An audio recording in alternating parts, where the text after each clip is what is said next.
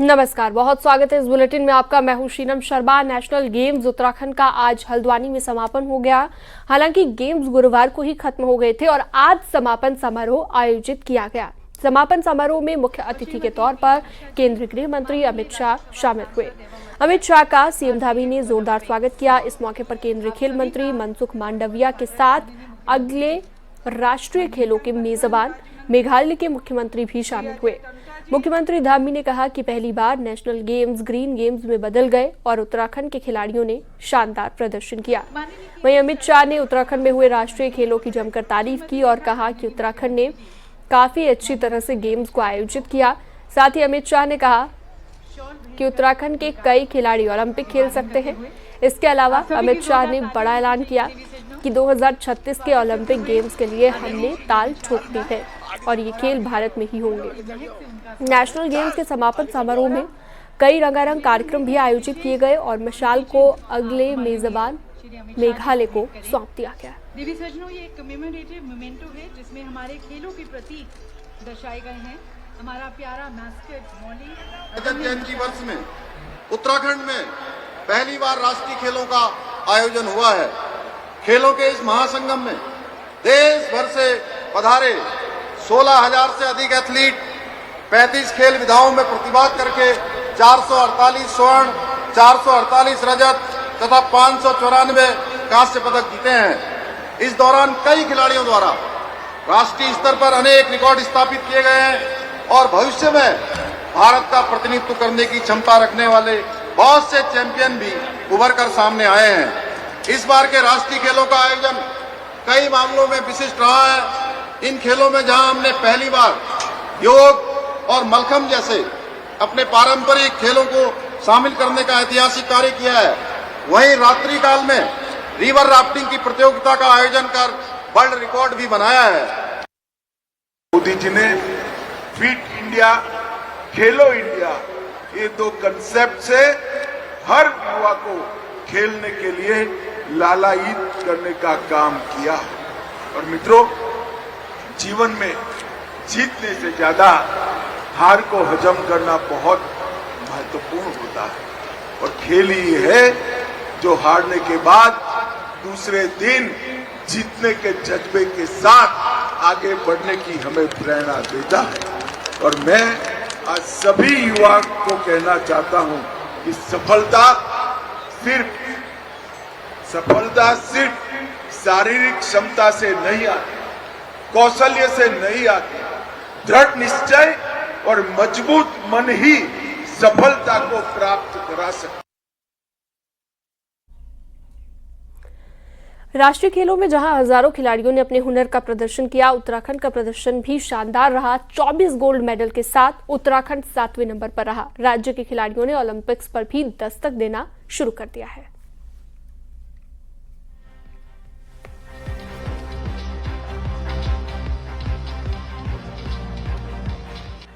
बीते साल गोवा में हुए नेशनल गेम्स में उत्तराखंड मेडल टैली में 24वें स्थान पर था, लेकिन 2025 में हुए राष्ट्रीय खेलों में प्रदेश ने जबरदस्त छलांग लगाकर 7वां स्थान हासिल किया।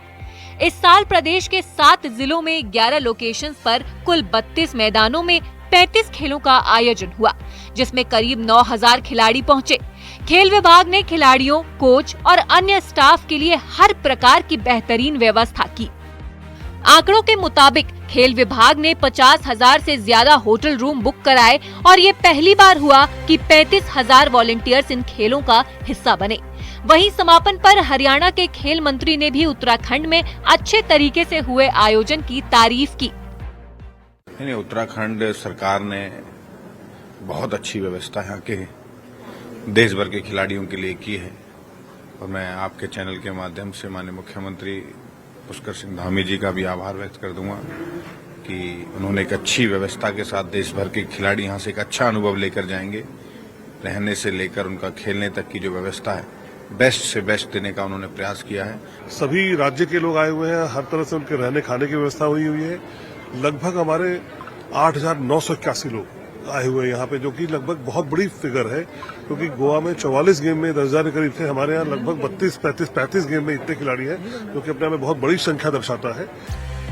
इन नेशनल गेम्स के लिए खेल विभाग ने कई अत्याधुनिक इक्विपमेंट अलग अलग देशों से मंगवाए हैं। इसके अलावा गेम्स से पहले लगाए गए विशेष ट्रेनिंग कैंप से भी प्रदेश की रैंकिंग में बड़ा सुधार देखने को मिला।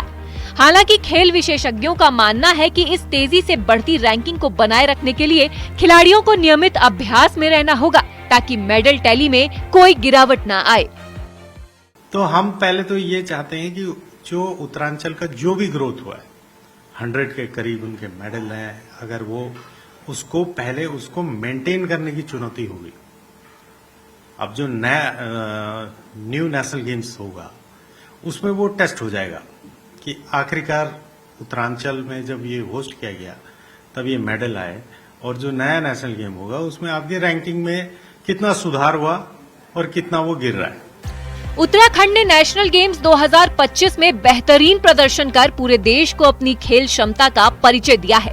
अब देखना ये होगा कि क्या प्रदेश के खिलाड़ी इसी लगन और तैयारी के साथ राष्ट्रीय और अंतर्राष्ट्रीय स्तर पर भी अपना जलवा दिखा पाते हैं। न्यूज़ 18 के लिए देहरादून से सतेंद्र बर्तवाल की रिपोर्ट।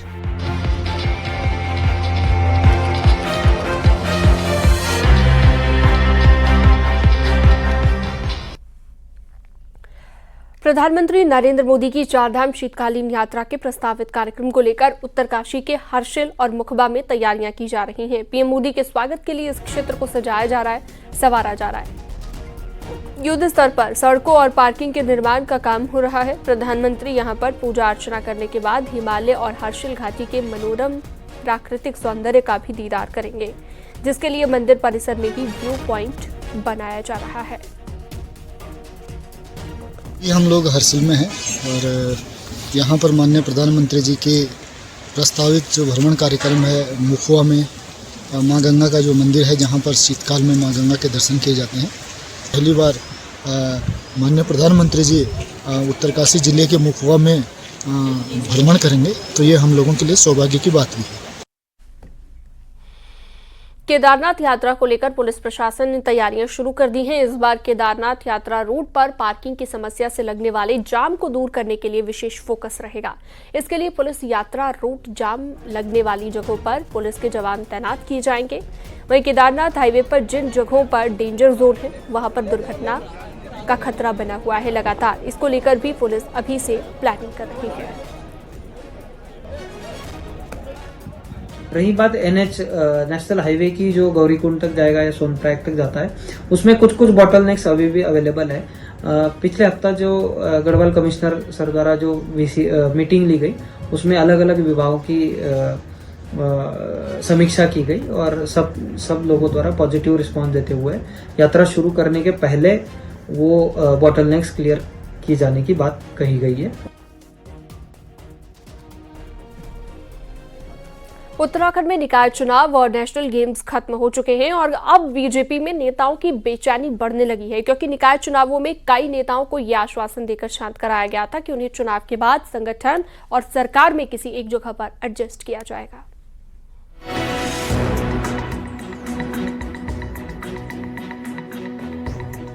उत्तराखंड बीजेपी में लंबे समय से नेता सरकार में दायित्व को लेकर टकटकी लगाए बैठे हैं, लेकिन कभी निकाय चुनाव तो कभी नेशनल गेम जैसे आयोजनों के कारण इस पर ब्रेक लगता रहा है। निकाय चुनाव में भी बीजेपी ने बहुत से दावेदारों को ये कहकर शांत किया कि भविष्य में सरकार या संगठन में उन्हें जगह मिलेगी। अब निकाय चुनाव भी हो चुके हैं और नेशनल गेम भी, तो इन नेताओं की बेचैनी बढ़ने लगी है। इनमें से कई नेता इन दिनों बीजेपी दफ्तर के चक्कर काट रहे हैं। नहीं, नगर निकायों में के चुनाव में भारतीय जनता पार्टी के सभी कार्यकर्ताओं ने बहुत जमकर मेहनत की, अच्छे परिणाम दिए और मुझे लगता है कि वर्तमान समय में पार्टी का संगठन पर्व चल रहा है। अभी हम मंडल बनाने की प्रक्रिया में चल रहे हैं। बहुत सारे कार्यकर्ता मंडलों की जिम्मेदारी लेने वाले हैं। बहुत सारे कार्यकर्ताओं को जिला अध्यक्ष और जिले की टीम में जिम्मेदारी मिलने वाली है। उसके बाद प्रदेश की टीम में बहुत सारे कार्यकर्ताओं को, अनुभवी कार्यकर्ताओं को जगह मिलेगी और उसके बाद सही समय आने पर इन दायित्वों का निर्धारण भी होगा। सरकार में बाल अधिकार संरक्षण आयोग, महिला आयोग और BKTC के अध्यक्ष का पद रिक्त हो गया है। कई और दायित्वधारियों का कार्यकाल भी समाप्ति की ओर है, जिन पर नेताओं की टकटकी लगी हुई है। माना जा रहा है कि सरकार जल्द ही इन पदों पर दायित्वधारियों की नियुक्ति तो कर ही सकती है। कुछ और बोर्डों, निगमों में पार्टी नेताओं को जिम्मेदारी भी दी जा सकती है। तो निश्चित तौर पर माननीय मुख्यमंत्री जी और संगठन दोनों इस बात को प्राथमिकता देते हैं कि वरिष्ठता और योग्यता दोनों को ध्यान में रखा जाए, जैसे कि जिन लोगों को दायित्व दिया जाए वे सरकार में भी अपना योगदान कर सकें और जो कोई उनको जिम्मेदारी दूसरी भी दी जाती है तो वे उसको भी पूरा कर सकें। 23 मार्च को सरकार का 3 साल का कार्यकाल भी पूरा होने जा रहा है। इस 3 साल में 2 बार सीमित संख्या में दायित्वधारियों की लिस्ट जारी हुई। अधिकांश दायित्व वाले पदों पर किसी न किसी कारण घोषणा नहीं हो पाई, लेकिन अब सरकार करीब करीब मन बना चुकी है। सुगबुगाहट है कि अप्रैल या मई में होने वाले पंचायत चुनाव और उसके बाद 2027 की तैयारियों के मद्देनजर सरकार कभी भी बड़े लेवल पर दायित्वधारियों की सूची जारी कर सकती है। न्यूज़ 18 के लिए देहरादून से सुनील नवप्रभात की रिपोर्ट।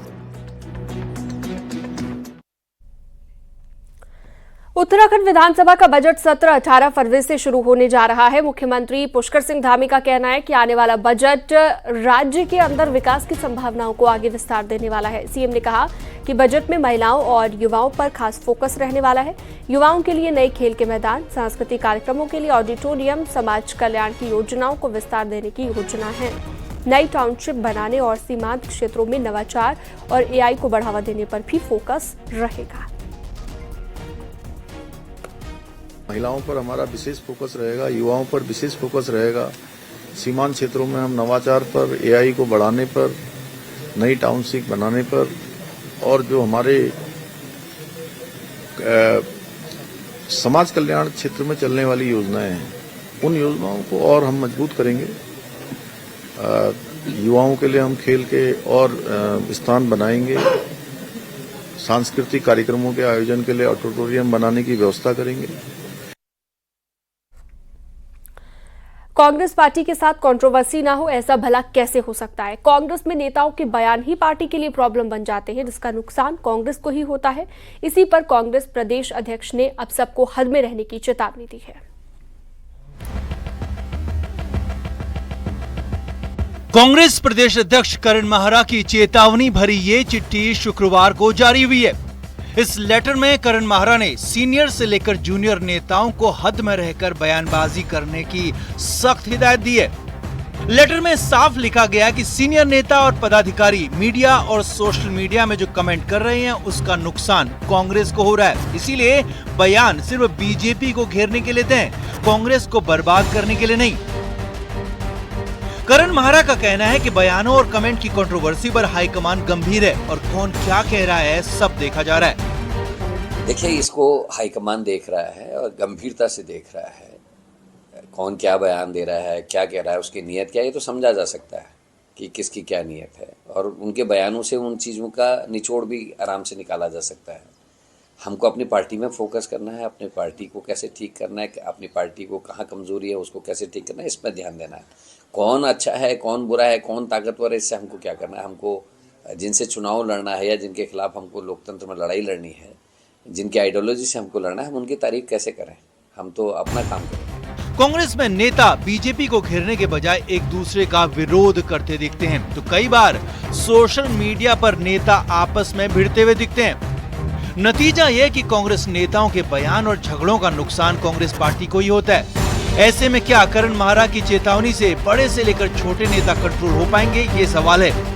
करता हूं तो बिल्कुल मुझे लगता है आला कमान को इंटरवीन करना चाहिए कि कई बार ऐसा होता है कि नेपोटिज्म का सहारा लेके कई लोग जो है हमारे मेरे जैसे अगर मैं करूं कि छोटे कार्यकर्ताओं के खिलाफ कुछ भी बोल देते हैं और फिर बच जाते हैं क्योंकि नेपोटिज्म का सहारा वो ले लेते हैं। तो बिल्कुल आला कमान को ध्यान देना चाहिए और केंद्रीय नेतृत्व को इस पे नकेल कसने का कार्य करना चाहिए, क्योंकि पार्टी में अनुशासन जरूर होना चाहिए। पार्टी में अनुशासन है कहाँ? कोई एक दूसरे की सुनने वाला नहीं है। पदाधिकारी प्रदेश अध्यक्ष को प्रदेश अध्यक्ष नहीं मान रहे हैं और बड़े नेताओं की स्थिति आप देख रहे हैं क्या स्थिति है।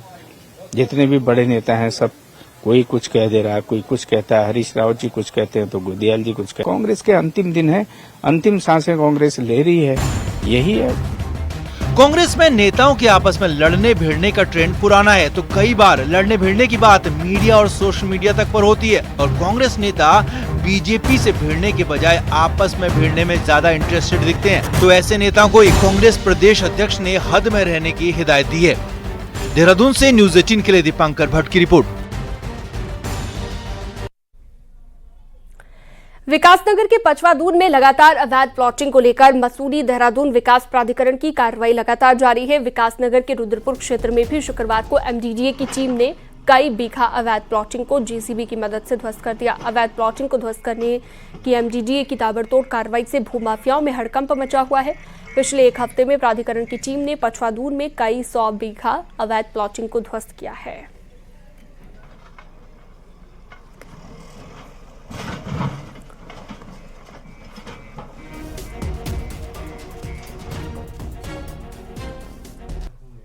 कॉर्बेट के बिजरानी रेंज में गुरुवार को सावल्दे के शख्स पर बाघ ने हमला कर दिया। इस हमले के विरोध में ग्रामीणों ने शुक्रवार को सावल्दे में जाम लगा दिया।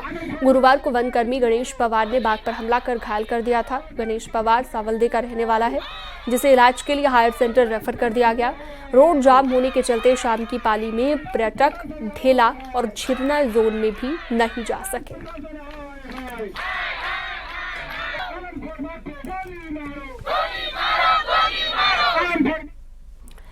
विकासनगर के छोटा रामपुर इलाके में 3 गाड़ियों की आपस में भीषण टक्कर हो गई। हादसे में 6 लोग गंभीर रूप से घायल हो गए, जिन्हें आनन फानन में लोगों ने इलाज के लिए अस्पताल में भर्ती कराया, जहां पर 2 गंभीर घायलों को इलाज के लिए हायर सेंटर रेफर किया गया। बताया जाता है कि ओवरटेक करने के चक्कर में कार लोडर विक्रम और ऑटो आपस में टकरा गए। गई एक अंदर ये स्कूल बस है या कोई कंपनी की बस है। इस बस ने ना इंडिकेटर दिया ना ब्रेक मारी, ये सीधा अंदर को चल दिया। अंदर को चलने के बाद जो है उधर से यूटिलिटी आ रही थी, वो हमारे ऊपर पलटा। उसके बाद क्या हुआ क्या नहीं हुआ हमें कुछ नहीं पता। उसके बाद हमने तो अपनी आंखें बंद कर दी थी। हरिद्वार के मेट्रो हॉस्पिटल में एक स्टाफ नर्स की संदिग्ध मौत का मामला सामने आया। बताया ये जा रहा है कि 23 साल की सलोनी का शव हॉस्पिटल के टॉयलेट में मिला। टॉयलेट का दरवाजा तोड़कर शव को बाहर निकाला गया। सलोनी बीते 1.5 साल से मेट्रो हॉस्पिटल में बतौर स्टाफ नर्स काम कर रही थी। लड़की की मौत पर परिजनों ने हत्या का आरोप लगाया है। सिडकुल थाना पुलिस ने शव को पोस्टमार्टम के लिए भेज दिया है। फॉरेंसिक की टीम ने भी घटनास्थल का इंस्पेक्शन कर कई सुराग जुटाए हैं। तो बंद था दरवाजा, उसको तोड़कर ये अच्छी अंदर गए तो वहाँ अचेत अवस्था में मिली। उसको उनके द्वारा उसको प्राथमिक उपचार देने का प्रयास किया गया, लेकिन डॉक्टर्स ने उसे मृत घोषित कर दिया गया। सूचना मिलने पर थाने की पुलिस वहाँ पहुंची है। बॉडी को पंचायतनामे के लिए भिजवाया गया है। पर्यावरणविद स्वर्गीय सुंदरलाल बहुगुणा की पत्नी विमला बहुगुणा का 93 साल की उम्र में निधन हो गया। उन्होंने देहरादून स्थित अपने आवास पर अंतिम सांस ली। शनिवार को ऋषिकेश के पूर्णानंद घाट पर विमला बहुगुणा का अंतिम संस्कार कर दिया जाएगा। आपको बता दें कि गांधीवादी विमला बहुगुणा जमुना लाल बजाज पुरस्कार से सम्मानित थी। विमला बहुगुणा के निधन पर सीएम धामी ने भी दुख जताया है।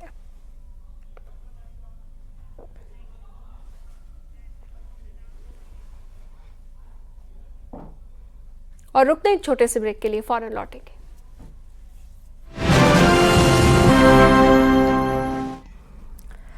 पहाड़ों में पर्यटन सीजन की तैयारियां होने लगी है। कम बारिश और मौसम के बदलते चक्र से इस बार पहाड़ों में खूब पर्यटक आने की उम्मीद है। हालांकि इन सब के बीच सबसे बड़ी टेंशन सड़कों को जाम मुक्त करने की है। देखिए,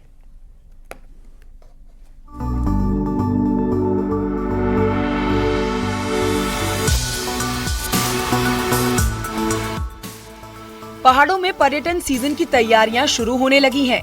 नैनीताल में नावों को नए पर्यटन सीजन के लिए ठीक करने का काम शुरू किया गया है। पर्यटकों को सुरक्षा और बेहतर यात्रा मिले, इसके लिए इन नावों को रंग रोगन करके तैयार किया गया है। इसके साथ ही होटल मालिक भी होटलों को तैयार कर रहे हैं। इस बार कैंची धाम और नैनीताल तक अच्छा कारोबार करने की उम्मीद कारोबारी जता रहे हैं।